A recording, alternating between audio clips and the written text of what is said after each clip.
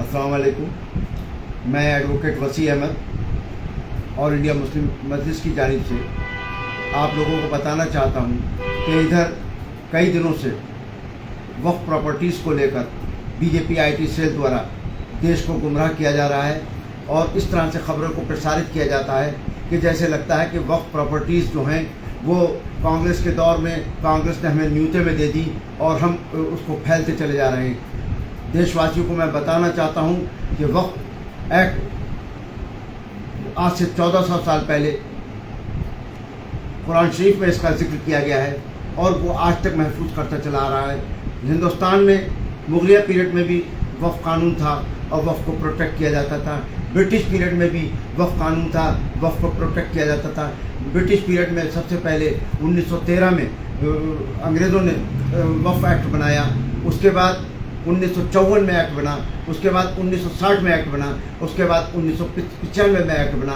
कोई प्रॉपर्टी सरकार द्वारा नहीं दी गई है, बल्कि जो पश्चिमी उत्तर प्रदेश के बड़े बड़े ज़मींदार थे उन्होंने ब्रिटिश पीरियड में अपनी प्रॉपर्टीज़ जो थी वो वक्फ की थी। वही प्रॉपर्टियाँ आज तक चली आ रही, जिसको बीजेपी आईटी सेल बढ़ा चढ़ाकर ऐसे पेश कर रहा है जैसे लगता है सरकारों ने हमें दान कर दी, बल्कि हमारी ज़मीनों पर सरकारों का कब्जा है। जगह जगह वक्फ प्रॉपर्टियों पर लोगों के कब्जे चले आ रहे हैं और सरकारी दफ्तर खुले पड़े हैं और उसको बीजेपी ये बताने की कोशिश कर रही है कि जैसे लगता है कि कांग्रेस के दौर में कांग्रेस ने हमें दान दे दी।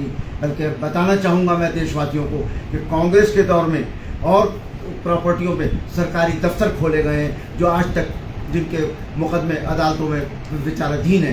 दूसरी बात, वक्फ वही प्रॉपर्टी वक्फ हो सकती है जिसका मालिक वक्फ करने वाला खुद हो, दूसरे की प्रॉपर्टी वक्फ नहीं हो सकती। जितनी भी प्रॉपर्टीज़ हैं वो या तो मस्जिद की हैं, दरगाह की हैं, कब्रिस्तान की हैं, बाई यूज़र वक्फ हैं या बाई वक्फ क्रिएटेड बाई वक्फनामा है। इसके अलावा सारी प्रॉपर्टीज़ जो हैं आज भी देश के विभिन्न हिस्सों में प्रॉपर्टी पे सरकारी कब्जे हैं जिनके मुकदमे अदालतों में चल रहे हैं। लेकिन आईटी सेल इस तरह से एक जजमेंट जो सुप्रीम कोर्ट से अभी राजस्थान के मुद्दे पर आया है उसको गलत तरीके से प्रचारित किया जा रहा है। हर वक्त की अलग अलग परिस्थितियाँ हैं। देश में जगह जगह मस्जिदें, कब्रिस्तान, दरगाहें, खानकाहें, ये सब बाई यूज़र वक्फ हैं जो 100-100, 200, 400 साल से चली आ रही हैं। रेवेन्यू रिकॉर्ड में इनके नाम चले आ रहे हैं। बीजेपी ये बताना चाहती है जैसे लगता है कि वक्फ प्रॉपर्टी पे फर्जी लोगों ने नाम दर्ज करा लिए, फर्जी तरीके से लोगों ने कब्जे, बल्कि सच ये है कि वक्फ प्रॉपर्टियों पे लोगों के नाजायज़ कब्जे हैं, बड़ी तादाद में नाजायज़ कब्जे हैं। सरकारी दफ्तर हैं, सरकारी NGOs हैं जिन्होंने वक्फ प्रॉपर्टियों पर कब्जा कर रखा है। तो मैं देशवासियों को बताना चाहता हूँ कि ये वक्फ कानून आज का नहीं है, ये कानून आज से 1400 पहले से लागू होता चला जा रहा, पूरी दुनिया में लागू है। ब्रिटिश पीरियड में भी यहाँ चला, ब्रिटिश पीरियड में प्रोटेक्ट हुआ और जब आज़ादी के बाद उसको मॉडिफाई करके पहला एक्ट 1954 में बनाया गया, दूसरा एक्ट 1960 में बनाया गया, तीसरा एक्ट 1995 में। टाइम टू टाइम वक्फ में अमेंडमेंट होते रहते हैं और वक्फ प्रॉपर्टियों पे आज भी बड़ी तादाद पर देश भर में नाजायज़ कब्जे हैं जिनको हटाने को लेकर कोर्टों में, न्यायालय में अलग अलग प्रतिक्रिया है। जहाँ तक ट्रिब्यूनल का ताल्लुक़ है, वो ट्रिब्यूनल जो होता है, मैं एक वीडियो देख रहा था तो उसमें वो दर्शाने की कोशिश कर रहे थे कि इन्हीं के लोगों की अपना ट्रिब्यूनल होता है, ये मनचाहे फैसले कहते हैं। ये कहना गलत है। ट्रिब्यूनल कोर्ट, हाई कोर्ट से बनाया जाता है, हाई कोर्ट से नॉमिनेट किया जाता है, उसमें प्रदेश सरकार भी एक दो लोगों को नॉमिनेट करती है, तो उसमें हमारा कोई दखल नहीं होता और उसमें ना हिंदू मुसलमान कुछ नहीं देखा जाता।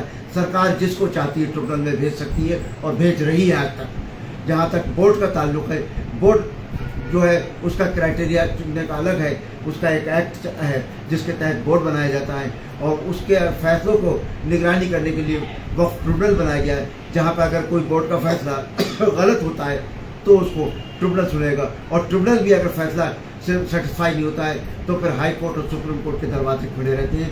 तो मैं देशवासियों को बताना चाहता हूँ कि जो लगातार इस वक्त वक्फ प्रॉपर्टियों को लेकर फर्जी वीडियो जारी किए जा रहे हैं और मैंने एक वीडियो में देखा कि वो बता रहा है कि जैसे नेहरू जी ने दान कर दी प्रॉपर्टी, इंदिरा जी ने दान कर दी, ये सब गुमराह करने की बातें हैं, ये दुष्प्रचार है और इससे बचना चाहिए और इसकी हकीकत जानना चाहिए। और ऐसे वीडियोस पे मैं हुकूमत से कहूँगा कि कार्रवाई करें, और नहीं तो मैं ये मानूंगा कि हुकूमत के इशारे पे ये प्रचार हो रहा है। यही मेरा कहना है और मैं ये चाहता हूँ कि देश इन वीडियो से गुमराह ना हो।